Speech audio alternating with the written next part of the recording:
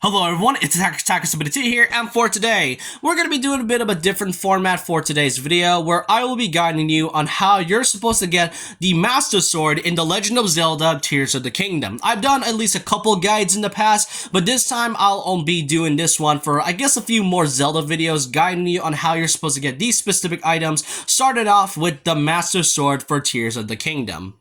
Now, the Master Sword is a major important part of the Legend of Zelda series, and it's more important with this one in Tears of the Kingdom. In the beginning of the game, Ganondorf suddenly breaks it during the first encounter at the start of the game. And the real question is how you're supposed to get it back. However, unlike the Breath of the Wild, where you can get it via just by exploring the entirety of Hyrule and find the Master Sword in the Korok Forest with specific hearts of a number of hearts, with Tears of the Kingdom, however, you can actually get the Master Sword pretty early on in about a few hours into the game. However, this is actually a disclaimer I had to mention because this does reveal a lot of major stuff about Tears of the Kingdom's story if you don't really know much about it. So here's a disclaimer for those who really love stories and into like RPGs and specifically Zelda as a whole. First of all, is that getting the Master Sword early, if you really love stories, then I highly recommend just not doing this guide whatsoever unless you do the geoglyphs. Memories are now back into this game,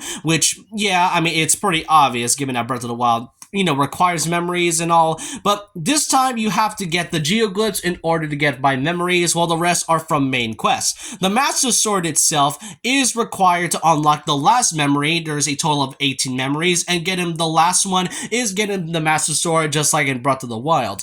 But it does reveal an important part that I feel like many should not know yet unless you do all 12 geoglyphs. Because once you do that, it'll reveal one part of it, and then once you do that, you can basically go to this Master Sword and then maybe go to the Korok Forest first before, trying to obtain the Master Sword. If you don't care for story whatsoever, then go ahead, get it, just get the Master Sword, wherever it is, and then, it only requires like 2 stamina bars and all, but really, if you really love stories, then I just recommend doing the geoglyphs first before heading to the Master Sword. I decided to do the geoglyphs first before I obtained the Master Sword because it just makes more sense to understand what the story is truly about, but that's it for my disclaimer. Here's how you're supposed to get the Master Sword.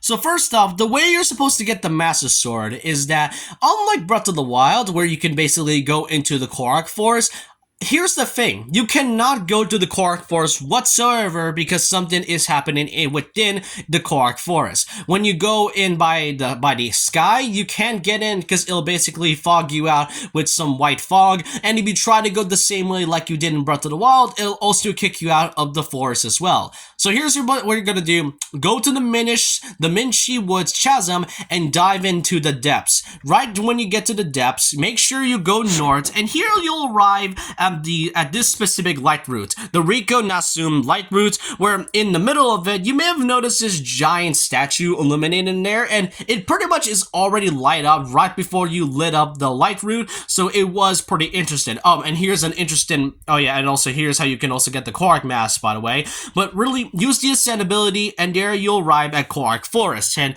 it doesn't really look good at all. I mean, it's pretty colorful, all lively with all the Koroks, and the Deku Tree is pretty wise. There's also a shrine there, so make sure you do that so you can come back here. And right here, the Deku Tree looks all sick and all, and when you talk to him, he says that his stomach is hurting.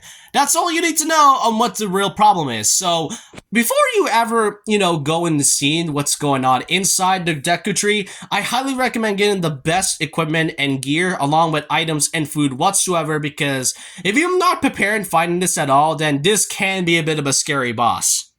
So once you get inside the chasm, inside the Great Deku Tree, there you'll find yourself a lot of Gloom Hands. I highly recommend using the Fuse ability to shoot bomb arrows, to shoot bomb flowers at it. Basically, this game's replacement of bomb arrows. Make sure you use that to shoot at the Gloom Hands, and there, once you defeat all 5 of them, it gives birth to the sub-boss, Phantom Ganon. The Gloom Hands comes in from time to time, and once you defeat all of them, it does risen up Phantom Ganon. Like I said, if you're not prepared with the right equipment or weapons whatsoever, this can be a bit hard to beat and a little bit terrifying if you're not careful enough. But once you defeat Phantom Ganon, the Great Deku Tree is now back to what he usually is, and there he'll give you the very first memory in the main story. Now, like I mentioned, most of them is required to Geoglyphs, and the second one is already unlocked by the start of the game. The first one requires by beating Phantom Ganon, and it'll give you the very first memory.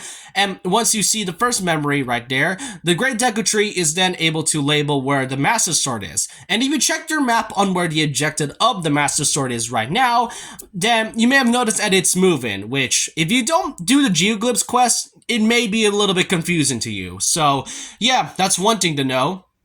Now, first off, now this is pretty much where you're supposed to find the Master Sword. All you have to do is find the Light Dragon, which is a new enemy in this game. Well, I wouldn't say a new enemy, it's more harmless like the other dragons, but with this one, the Light Dragon is seen floating around and pretty much flying through the sky, which, usually when the Light Dragon is there, it's mostly very high when you get to the dungeons and the temples.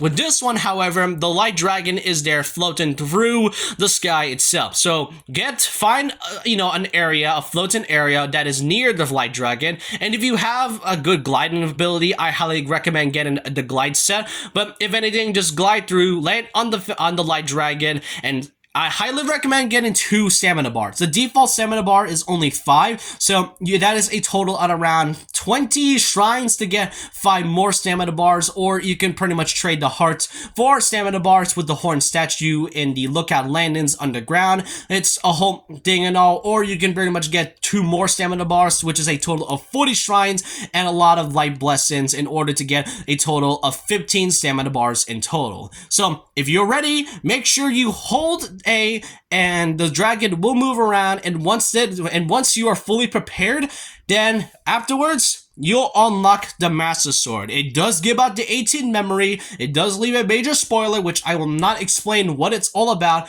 but there. You get the Master Sword, just like in Breath of the Wild, it is unbreakable, but it does have that 10-minute cooldown that just like what Breath of the Wild had, so that's a really nice thing to know about. So that's how you're supposed to get the Master Sword in The Legend of Zelda Tears of the Kingdom. I hope you all at least enjoyed this guide on how you're supposed to get this. This game is incredible. I love the build-up into getting the Master Sword, because like I mentioned, do the Geoglyphs quest first before trying to get the Master Sword. I will make a video and a guide talking about where you can find the Geoglyphs. And then with that, leave a like, comment, subscribe, hit the notification bell for more videos, follow my Twitter, and I'll see you guys next time. And remember this, once a legend, always a legend.